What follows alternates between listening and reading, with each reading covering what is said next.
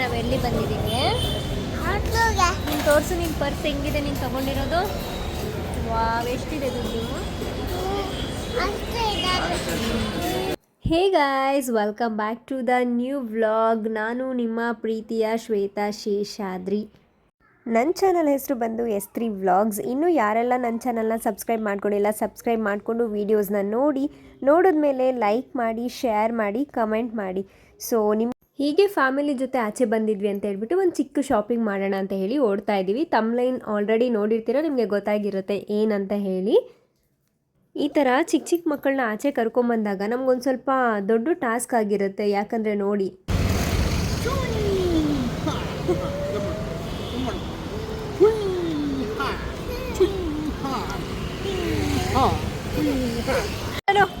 ಏನು ಮಾಡಿದ್ರಿ ನೀವು? ಏನಂತೆ ಶನು? ಅದು ಏನಮ್ಮದು? ಏನಾಗುತ್ತೆ ಮೊಟ್ಟೆ ತಿಂದ್ರೆ? ಎಲ್ಲಿ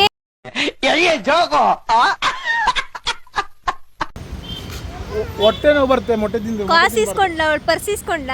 ಎಷ್ಟು ಇಟ್ಕೊಂಡು ಅವಳು ಕಂಡಕ್ಟರ್ ಥರ ಕಾಣಿಸ್ತಾವಳೆ. ಹೀಗೆ ನಾವು ಗಾಂಧಿ ಬಜಾರ್ ಕಡೆ ಹೋಗಿದ್ದಾಗ ನನ್ನ ಮಗಳು ಅಲ್ಲೇ ರೋಡ್ ಸೈಡಲ್ಲಿ ಏನೋ ಮಾಡ್ತಾಯಿದ್ರು ಅಂತ ಅನಿಸುತ್ತೆ. ಅದನ್ನ ನೋಡಿಬಿಟ್ಟು ನನ್ನ ಮಗಳು ಅವ್ರ ಅಪ್ಪಂಗೆ ಎಕ್ಸ್ಪ್ಲೈನ್ ಮಾಡ್ತಾಯಿದ್ಲು, ಇದನ್ನು ತಿನ್ನಬಾರ್ದು ಅದನ್ನು ತಿನ್ನಬಾರ್ದು ಅಂತ ಹೇಳ್ಬಿಟ್ಟು. ಸೊ ಅವ್ರ ಅಪ್ಪನ ಜೊತೆ ಎಷ್ಟು ತುಂಟಾಟ ಆಡ್ತಿದ್ದಾಳೆ ನೀವೇ ನೋಡ್ಬೋದು. ಸೊ ಈ ಥರ ವ್ಲಾಗ್ಗಳನ್ನ ನಾನು ಯಾವಾಗಲೂ ಅಪ್ಲೋಡ್ ಮಾಡಬೇಕು ಅಂತ ಹೇಳ್ತಿದ್ರೆ ಅಫ್ಕೋರ್ಸ್ ನಿಮ್ಮ ಎಲ್ಲರದ್ದು ಸಪೋರ್ಟ್ ಬೇಕೇ ಬೇಕಾಗಿರುತ್ತೆ. ಮಕ್ಕಳನ್ನ ಈ ಥರ ಆಚೆ ಶಾಪಿಂಗ್ ಕರ್ಕೊಂಡೋಗೋದು ದೊಡ್ಡ ವಿಚಾರ ಅಲ್ಲ, ಇವ್ರುಗಳನ್ನ ನಿಭಾಯಿಸೋದೇ ಒಂದು ದೊಡ್ಡ ಸಮಸ್ಯೆ ಆಗೋಗ್ಬಿಟ್ಟಿರುತ್ತೆ.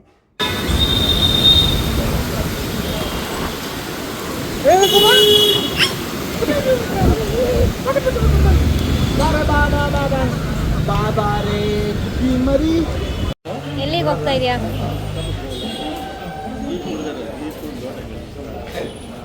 ಆ ಬಸ್ಸಲ್ಲಿ ಕಂಡಕ್ಟರ್ ಹಾಕೊಂಡು ಓಡಾಡ್ತಾ ಇರ್ತಾರಲ್ಲ. ಈ ಬಡತವಿಂದ ದೇಶ ಉದ್ಧಾರ ಆಯ್ತದ?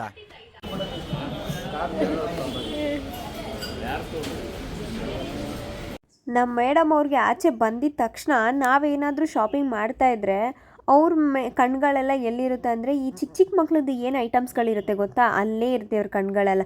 ನೋಡಿದ ತಕ್ಷಣ ಅದು ಬೇಕೇ ಬೇಕು, ನಾವು ಕೊಡಿಸ್ಲೇಬೇಕು, ಹಿಂಗೆ ಹಠ ಮಾಡ್ತಾರೆ ಇವರು. ಈ ಬ್ಯಾಗ್ನ ತೊಗೊಂಡಿದ್ದು ಒಂದು ದಿನ ಅಷ್ಟೇ, ಮತ್ತೆ ಇವಳು ಹಾಕ್ಕೊಳ್ಳೋದೇ ಇಲ್ಲ, ಹಠ ಮಾಡಿ ತೆಗೆಸ್ಕೊಂಡಿದ್ದಾಳೆ. ತೋರಿಸ್ಬೇಕು, ನಂಗೆ ಬೇಡ, ಆಗ್ತಿಲ್ಲಮ್ಮ, ತೋರಿಸ್ಬೇಕು.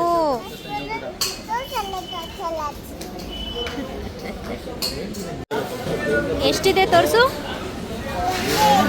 ಹೌದಾ, ತೋರಿಸು. ಬೇಡ, ನಂಗೆ ಆಗ್ತಾನೆ ಬೇಡ.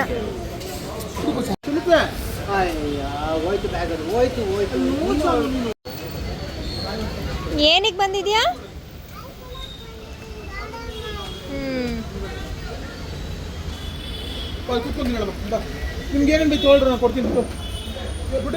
ನಾನು ಈ ಏರಿಯಾಗೆ ಬಂದು ಶಾಪಿಂಗ್ ಮಾಡಿ ಸುಮಾರು ವರ್ಷಗಳೇ ಆಗೋಗ್ಬಿಟ್ಟಿತ್ತು. ನಾನು ಕಾಲೇಜ್ ಡೇಸಲ್ಲಿದ್ದಾಗ ಫ್ರೆಂಡ್ಸ್ಗಳ ಜೊತೆ ಬಂದು ಆ ಟೈಮಲ್ಲಿ ಇಲ್ಲಿ ಶಾಪಿಂಗ್ನ ಮಾಡ್ತಾಯಿದ್ದೆ.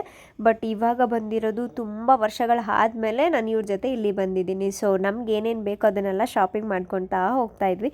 ಸೊ ನನಗೆ ಇದು ಕಣ್ಗಳು ಬಿದ್ದಿದೆ ಈ ಜಾಡಿಗಳ ಮೇಲೆ. ಅದೆಷ್ಟು ಕ್ಯೂಟಾಗಿದೆ, ಅದನ್ನೆಲ್ಲ ತೊಗೊಂಡೋಗಿ ಮನೇಲಿ ಇಟ್ಕೊಂಡು ಡೆಕೋರ್ ಮಾಡಬೇಕು ಅನ್ನೋದು ನನ್ನ ಆಸೆ ಆಗಿರುತ್ತೆ. ಇವತ್ತೇನೋ ಸ್ವಲ್ಪ ವಿದ್ಯಾರ್ಥಿ ಭವನಲ್ಲಿ ಜನ ಕಮ್ಮಿ ಕಾಣಿಸ್ತಾ ಇದ್ದಾರೆ ನನಗೆ, ಇಲ್ಲ ಅಂದರೆ ಇಲ್ಲಿ ಜನ ಅಷ್ಟು ಜನ ಇರ್ತಾರೆ. ನನ್ನ ಕಡೆಯಿಂದ ಒಂದು ಸಜೆಷನು ಏನಂತ ಹೇಳಿದ್ರೆ, ಈ ಥರ ನೀವು ಯಾರಾದರೂ ಶಾಪಿಂಗ್ ಬಂದಾಗ ಸ್ಟ್ರೀಟ್ ಶಾಪಿಂಗ್ ಮಾಡಬೇಕಾದ್ರೆ ಈ ಥರ ರೋಡ್ ಸೈಡಲ್ಲೆಲ್ಲ ನಿಂತ್ಕೊಂಡು ಮಾರ್ತಾ ಇರ್ತಾರೆ, ಅಥವಾ ಈ ಕಡೆ ಫುಟ್ಪಾತ್ ಮೇಲೆ ಎಲ್ಲ ಮಾರ್ತಾ ಇರ್ತಾರೆ. ಸೊ ಅವ್ರಗಳ ಹತ್ರನೂ ಪರ್ಚೇಸ್ ಮಾಡಿ ಅಂತ ಹೇಳ್ಬಿಟ್ಟು ನಾನು ಹೇಳ್ತೀನಿ. ಅಲ್ಲಿಂದ ಮನೆಗೆ ಬಂದಿದ್ದ ತಕ್ಷಣ ಸ್ವಲ್ಪ ಟಯರ್ಡ್ ಅನಿಸ್ತಾಯಿತ್ತು. ಸೊ ಅದಕ್ಕಾಗಿ ಶೇಷವರು ಪಿಜ್ಜಾ ಆರ್ಡ್ರ್ ಮಾಡ್ಕೊಂಡು ತಿಂತಾಯಿದ್ರು. ಸೊ ಇವರಿಗೆ ಎಷ್ಟು ಪಿಜ್ಜಾ ಬರ್ಗರ್ ಕ್ರೇವಿಂಗ್ಸ್ ಅಂತ ಅಂದರೆ, ತಿನ್ನಬೇಕು ಅಂತ ಅಂದರೆ ಇಮ್ಮಿಡಿಯೇಟ್ ಆರ್ಡ್ರ್ ಮಾಡ್ಕೊಂಡು ತಿನ್ಬಿಡ್ತಾರೆ. ಸೊ ಬಲವಂತ ಮಾಡ್ತಿದ್ರು ಅಂತ ಹೇಳಿ ನಾನೊಂದು ಪೀಸ್ ತೊಗೊಂಡು ತಿಂತಾಯಿದ್ದೀನಿ. ಇಲ್ಲೇನು ಕಾಣಿಸ್ತಾ ಇದೆ, ಇಲ್ಲೇನು ಜೋಡಿಸಿರೋ ಸೌದೆಗಳನ್ನೆಲ್ಲ ಇಟ್ಟಿದ್ದೀವಲ್ವ, ಇದನ್ನೆಲ್ಲ ತೊಗೊಂಬಂದು ಇಲ್ಲಿ ಜೋಡಿಸೋ ತನಕ ನಮಗಂತೂ ಸಾಕು ಹೋಗೋಗ್ಬಿಟ್ಟಿತ್ತು. ಸೊ ಈ ಸೌದೆಗಳನ್ನೆಲ್ಲ ನಾವು ಅಂಡೆ ಒಲೆಗೆ ಉಪಯೋಗಿಸ್ಕೊತೀವಿ. ಇವಾಗ ಬನ್ನಿ ನಮ್ಮ ಅಂಡೆ ಒಲೆ ಹೇಗಿದೆ ಅಂತ ತೋರಿಸ್ತೀನಿ. ನಾವು ಈ ಅಂಡೆ ಒಲೆ ಒಳಗಡೆ ಈ ಸೊಪ್ಪನ್ನೆಲ್ಲ ಹಾಕ್ಕೊಂಡು ಸ್ನಾನ ಮಾಡಿದ್ವಿ. ಏನಕ್ಕೆ ಈ ಸೊಪ್ಪನ್ನೆಲ್ಲ ಹಾಕೊಂಡು ಸ್ನಾನ ಮಾಡಿದ್ದೀವಿ ಅಂತ ಹೇಳಿದ್ರೆ ಎಕ್ಸ್ಪ್ಲೈನ್ ಮಾಡ್ತೀನಿ. ಇದರಲ್ಲಿ ಒಂದು 5 ಥರದ ಸೊಪ್ಪಿದೆ. ಈ ಥರ ಸೊಪ್ಪುಗಳನ್ನೆಲ್ಲ ಅಂಡೇಲಿ ಹಾಕಿ ಬಿಸಿ ಮಾಡ್ಕೊಂಡು ಸ್ನಾನ ಮಾಡೋದ್ರಿಂದ ನಾವು ಫ್ರೆಶ್ ಆಗಿರ್ತೀವಿ ಮತ್ತು ಎಂಥದೇ ಮೈಕೈ ನೋವು ಇತ್ತು ಅಂದ್ರೂ ಅದು ಬೇಗ ಹೊರಟೋಗ್ಬಿಡುತ್ತೆ. ಸೊ ಕಮೆಂಟ್ ಮಾಡಿ ನೀವು ಯಾರಾದರೂ ಈ ಥರ ಮಾಡಿದರೆ. A few moments later. ಇದೆ ಮಗಳೇ? ಯಾರಿಗೆ? ನಂಗೆ ಬೇಡಪ್ಪ ಮುದ್ದೆ. ಏಕೆ ಯಾಕೆ ಹೊಡಿತೀಯ?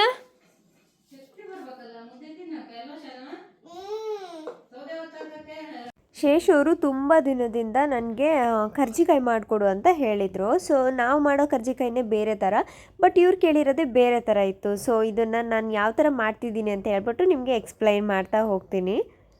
ಇಲ್ಲಿ ನಾನು ಮೈದಾ ಹಿಟ್ಟಿಗೆ ಸ್ವಲ್ಪ ಉಪ್ಪು ಹಾಕಿ, ಸ್ವಲ್ಪ ಎಣ್ಣೆ ಹಾಕಿ, ನೀರು ಹಾಕಿ ಚಪಾತಿ ಹಿಟ್ಟು ಥರ ಕಲಸಿಟ್ಕೊತಾ ಇದ್ದೀನಿ. ರೆಸಿಪಿ ಇವಾಗ ಯಾಕೆ ಮಾಡ್ತಾ ಇದ್ದೀನಿ ಅಂತ ಹೇಳಿದ್ರೆ, ಶೇಷ್ ಅವರು ಸುಮಾರು 1.5 ಮಂತ್ಸಿಂದ ಕೇಳ್ತಾಯಿದ್ರು ಮಾಡಿಕೊಡು ಅಂತ ಹೇಳ್ಬಿಟ್ಟು. ಬಟ್ ನಾನು ಯಾಕೋ ನೆಗ್ಲೆಕ್ಟ್ ಮಾಡ್ತಾನೇ ಇರಲಿಲ್ಲ. ಅಥವಾ ಸೋಂಬೇರಿತಾನೆ ಏನಂತ ಗೊತ್ತಿಲ್ಲ. ಸೊ ಇವತ್ತು ಕೂಲ್ ಆ್ಯಂಡ್ ಕಾಮ್ ಆಗಿದ್ದೀನಿ. ಸೊ ಅದಕ್ಕೋಸ್ಕರ ಎಲ್ಲ ಕೆಲಸ ಮುಗಿದಿದೆ, ಅಡುಗೆ ಕೈ ಮುಗಿದಿದೆ. ಸೊ ಹಾಗಾಗಿ ನಾನು ಮಾಡ್ತಾಯಿದ್ದೀನಿ ಇವಾಗ. ಇನ್ನೊಂದಂದರೆ ಶಾಲಿಕನ್ನು ನಮ್ಮ ಮನೆ ಮುಂದೆ ಒಬ್ಬರಿದ್ದಾರೆ. ಸೊ ಅವ್ರ ಮನೆಗೆ ಬಿಟ್ಟು ಬಂದಿದ್ದೀನಿ ಸ್ವಲ್ಪ ಹೊತ್ತು ಆಟ ಆಡಲಿ ಅಂತ ಹೇಳಿಬಿಟ್ಟು. ಸೊ ಇನ್ನೇನು ಹೋಗಿ ಕರ್ಕೊಂಡು ಕೂಡ ಬರ್ತೀನಿ. ಫೈನಲ್ ಆಗಿ ಇದು ಈ ಥರ ಕಾಣಿಸ್ತಾ ಇದೆ. ಇವಾಗ ಇದು ಚಪಾತಿ ಹಿಟ್ಟು ಥರನೇ ಮಿದ್ದಿಟ್ಕೋಬೇಕು ಅಷ್ಟೇ. ಇದನ್ನು ಒಂದು 5 ನಿಮಿಷ ಕ್ಲೋಸ್ ಮಾಡಿ ಇಟ್ಬಿಡೋಣ. ಸೊ ಇವಾಗ ಇಲ್ಲಿ ಹೂರ್ಣ ರೆಡಿ ಮಾಡ್ಕೊಳ್ಳೋಣ ಅಂತ ಹೇಳ್ಬಿಟ್ಟು ಬೇಳೆ ಬೇಯಿಸ್ಕೊಂಡಿದ್ದೆ, ಅದಕ್ಕೆ ಕಾಯಿ ತುರಿ ಹಾಕ್ಕೊಂಡಿದ್ದೀನಿ, ಸ್ವಲ್ಪ ಏಲಕ್ಕಿ ಕಾಯಿ. ಇವಾಗ ನಾನು ಅದಕ್ಕೆ ಬೆಲ್ಲನ ಕುಟ್ಟಿ ಪುಡಿ ಮಾಡಿಕೊಂಡು ಹಾಕೋತಾ ಇದ್ದೀನಿ. ಅದನ್ನೆಲ್ಲ ಸ್ವಲ್ಪ ಬಾಣಲಿಯಲ್ಲಿ ಬಿಸಿ ಆಗೋ ತನಕ ಫ್ರೈ ಮಾಡ್ಕೋಬೇಕಾಗಿರುತ್ತೆ. ಇದು ನೋಡೋಕ್ಕೆ ಒಬ್ಬಟ್ಟಿಗೆ ಮಾಡಿರೋ ಹೂರ್ಣ ಥರನೇ ಇದೆ ಅಂತ ಅಂದ್ಕೋಬೇಡಿ, ಇದು ಒಬ್ಬಟ್ಟಿಗೆ ಮಾಡಿರೋ ಹೂರ್ಣನೇ. ಸೊ ನಾನು ಈ ಥರ ಮಾಡ್ಕೊಂಡಿದ್ದೀನಿ. ಇವರೇನೋ ಬೇರೆ ಥರ ಕೇಳಿದ್ರು ಅಂತ ಹೇಳ್ಬಿಟ್ಟು ನಾನು ಈ ಥರ ಟ್ರೈ ಮಾಡ್ತಾಯಿದ್ದೀನಿ. ಇದೇನಾದರೂ ಇವರು ಕೇಳಿರೋ ಥರ ಬರಲಿಲ್ಲ ಅಂತ ಹೇಳಿದ್ರೆ ಅಟ್ಲೀಸ್ಟ್ ಇದನ್ನು ನಾನು ಒಬ್ಬಟ್ಟಾದರೂ ಮಾಡ್ಕೋಬೋದಲ್ಲ ಅಂತ ಹೇಳ್ಬಿಟ್ಟು 2 ಆಗುತ್ತೆ ಅಂತ ಹೇಳ್ಬಿಟ್ಟು ಮಾಡ್ಕೊಂಡಿದ್ದೀನಿ. ಬೇಗ ಹಾಳಾಗಬಾರ್ದು ಅಂತ ಹೇಳ್ಬಿಟ್ಟು ಸ್ವಲ್ಪ ಬಾಣಲಿಗೆ ಹಾಕಿ ಫ್ರೈ ಮಾಡ್ಕೋತಾ ಇದ್ದೀನಿ. ಯಾಕಂದರೆ ಬೆಲ್ಲ ಎಲ್ಲ ಹಾಕಿರ್ತೀವಲ್ವ, ಸ್ವಲ್ಪ ಅದು ಗಟ್ಟಿ ಇದ್ದರೆ ಅದು ಬೆಂದು ಸ್ವಲ್ಪ ತೆಳು ಆಗುತ್ತೆ ಅಂತ ಹೇಳಿ. ಫುಲ್ ಈ ಥರ ನೀರಾಯಿತು ಅಂತ ಹೇಳಿದ್ರು ಕೂಡ ಏನು ತಲೆ ಕೆಡಿಸ್ಕೋಬೇಡಿ. ಅದಕ್ಕೆ ಸ್ವಲ್ಪ ಪಪ್ಪು ಪೌಡರ್ನ ಹಾಕ್ಕೊಂಡ್ರೆ ಸ್ವಲ್ಪ ಗಟ್ಟಿಯಾಗಿ ಬರುತ್ತೆ. ಸೊ ಎಲ್ಲ ಈ ಥರ ಗಲೀಜಾಗಿಬಿಟ್ಟಿತ್ತು ಅಂತ ಹೇಳ್ಬಿಟ್ಟು ಬೇಗ ಎಲ್ಲ ಕ್ಲೀನ್ ಮಾಡ್ಕೊಳ್ಳೋಣ ಅಂತ ಹೇಳಿ ಸೊ ಇರೋ ಪಾತ್ರೆಗಳನ್ನೆಲ್ಲ ತೊಳ್ಕೊಂಡು ಸ್ಲ್ಯಾಬೆಲ್ಲ ಕ್ಲೀನ್ ಮಾಡ್ಕೊತಾ ಇದ್ದೀನಿ. ಸೊ ಈ ಕೆಲಸ ಎಲ್ಲ ಮುಗಿಸ್ಕೊಂಡ್ರೆ ಅದನ್ನು ಮಾಡ್ಕೊಳಕ್ಕೆ ನನಗೆ ಈಸಿ ಆಗುತ್ತೆ ಅಂತ ಹೇಳ್ಬಿಟ್ಟು. ಎಲ್ಲ ಹೆಣ್ಮಕ್ಳಿಗೂ ಈ ಥರ ಅನಿಸಿರುತ್ತೆ. ಏನಪ್ಪ ಅಂತಂದರೆ ಇವಾಗ ನಾವು ಇಲ್ಲಿ ಮಾಡ್ತಿರೋ ಕೆಲಸನ ಅದೇ ನಮ್ಮ ಅಮ್ಮನ ಮನೇಲಿದ್ದಾಗ ಮಾಡಿದ್ದಿದ್ರೆ ನಮ್ಮ ಅಮ್ಮನಿಗೂ ಎಷ್ಟು ಖುಷಿ ಆಗ್ತಿತ್ತಲ್ವ, ನಮ್ಮ ಇನ್ನೂ ಎಷ್ಟೊಂದು ಚೆನ್ನಾಗಿ ನೋಡ್ಕೋತಿದ್ರು ಅಂತ ಅನಿಸಿರಲ್ವ. ಸೊ ಇದು ನನಗೆ ಯಾವಾಗಲೂ ಅನ್ನಿಸ್ತಾನೆ ಇರುತ್ತೆ. ಬಟ್ ಆದರೆ ನಾವೇನಾದರೂ ಅಪರೂಪಕ್ಕೆ ಇವಾಗ ನಮ್ಮಮ್ಮನ ಮನೆಗೆ ಹೋದರೆ ನಮ್ಮಮ್ಮ ಒಂದು ಕೆಲಸನೂ ಅಲ್ಲಿ ನಮ್ಮ ಹತ್ರ ಮಾಡಿಸೋದೇ ಇಲ್ಲ. ಯಾಕಂದರೆ ಇಲ್ಲೂ ನಾವು ಇದೇ ಥರ ಕೆಲಸ ಮಾಡಿರ್ತೀವಿ, ಅಲ್ಲಿ ಬಂದಮೇಲೆ ಅವ್ರು ಮಾಡಬಾರ್ದು ಅಂತ ಅವ್ರ ಮೈಂಡ್ ಸೆಟ್ ಇರುತ್ತೆ. ನಂಗೆ ನಿಜ ಆ ಥರ ನಮ್ಮಮ್ಮ ಆ ಥರ ಹೇಳಿದಾಗ ನನಗೇನೋ ಕಣ್ಣಲ್ಲಿ ನೀರೇ ಬರುತ್ತೆ. ಇದನ್ನೆಲ್ಲ ನಾನು ನಮ್ಮ ಮನೇಲಿದ್ದಾಗ ಇನ್ನೂ ಜಾಸ್ತಿ ಮಾಡ್ಬೋದಿತ್ತಲ್ಲ ಅಂತ ಅನಿಸ್ತಾ ಇರುತ್ತೆ. ಇದೊಂದು ಫೀಲ್ ಯಾವಾಗಲೂ ಆಗುತ್ತೆ ನನಗೆ. ಹೀಗೆ ಎಲ್ಲ ಕೆಲಸಗಳನ್ನು ನಾನು ಮುಗಿಸಾದ್ಮೇಲೆ ನನ್ನ ಮಗಳು ಹೀಗೆ ಬಂದು ಸೋಫಾ ಮೇಲೆ ಮಲ್ಕೊಬಿಟ್ಟಿದ್ಲು. ಅಯ್ಯೋ ಮಗು ಮಲ್ಕೊಬಿಟ್ಟಿದೆಯಲ್ಲ ಅಂತ ಅಂದ್ಕೊಂಡು ಸೊ ಅವ್ರ ಚಿಕ್ಕಪ್ಪನ ರೂಮಿಂದ ಬೆಡ್ಶೀಟ್ ತೊಗೊಂಬಂದು ಅವಳಿಗೆ ಹೊದಿಸ್ಬಿಟ್ಟು ಮಲಗಿಸ್ತಾ ಇದ್ದೀನಿ. ನಮ್ಮನೆ ಯಾವಾಗಲೂ ಸ್ವಲ್ಪ ಮೆಸ್ಸಿಯಾಗಿರುತ್ತೆ. ಯಾಕಂದರೆ ಒಂದು ಟಿಂಕುಯಿಂದ ಒಂದು ನನ್ನ ಮಗಳಿಂದ. ಸೊ ನಾನು ಮಾಡಬೇಕಾದ್ರೆ ವೀಡಿಯೋಸ್ನ ಕ್ಯಾಪ್ಚರ್ ಮಾಡ್ಕೊಳ್ಳೋಕ್ಕಾಗಲಿಲ್ಲ. ಯಾಕಂದರೆ ಶಾನು ಕೂಡ ಸ್ವಲ್ಪ ಅಳ್ತಾ ಇದ್ಲು ಅಂತ ಹೇಳ್ಬಿಟ್ಟು.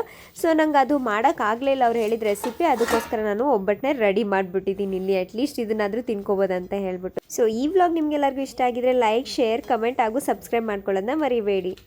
Thank you for watching guys. Thank you so much.